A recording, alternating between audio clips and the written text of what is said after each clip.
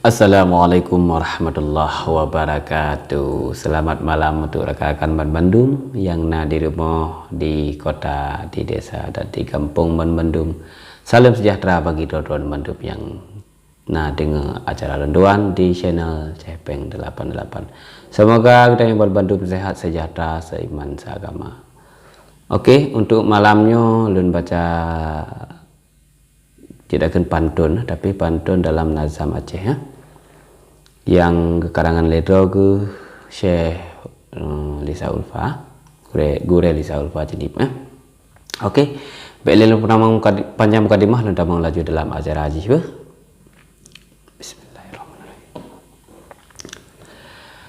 Dengan bismillah Lun peharinte pantun Lun tulis ke sabah kitab Ta'lim muta'alim judul metulis Thana mebareh tulisan Arab Umi ngan ayah Ban Bandung wareh Ino ngan ideh timungan barat Kitabul Ta'lim bener tempate walaupun lipe faedah letan sejarah lupa puasi bane kisah barojeh masa kalewat asai kitab metule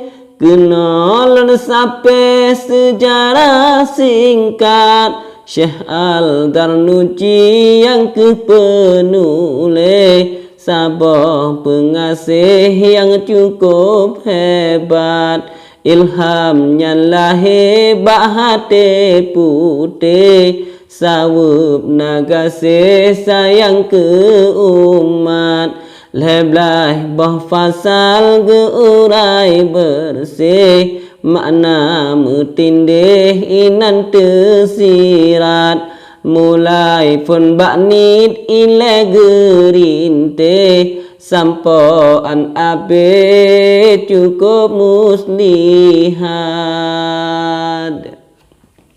ya, berarti leblah bah fasal ke kadang ledro ke Aso karangan yang tan melangge Muso tempat raya manfaat Pat yang dimerna sinongan side Allah negaseh ilmu pun berkat Aso karangan lon tuan rinte Meput boh bareh kenolam rodat Takzim ke guru benar semate Buat baik melanggih dengan ustaz Takzim ke guru benar semate Buat baik melanggih dengan ustaz Berarti baik melanggih dengan ustaz Yang takzim ke guru ahli guru no? Takzim ilmu takzim berape Mubek pejai as-salam kitab Di dalam kitab tamu luke Otro lam majlis du hadap kiblat Watelih subah budah pekle Sebab dipegleh pupu yang diingat Makanan kedai mubek tagasih Beta datang pilih walaupun lezat Butanan makanan kedai mubek tagasih Beta tak pilih walaupun lezat Tawakal benar doa tarinte Beta cegare dengan hadarat Tawakal benar doa tarinte Beta cegare dengan pohadarat Peluk harapan bebe walaupun lipeh untuk narahmat kadengan rakan yang si bantai oh nasi lise betapa tepat sayang menyayang gasih menggasih akhlak putih gleh mengunci tip saat aku deh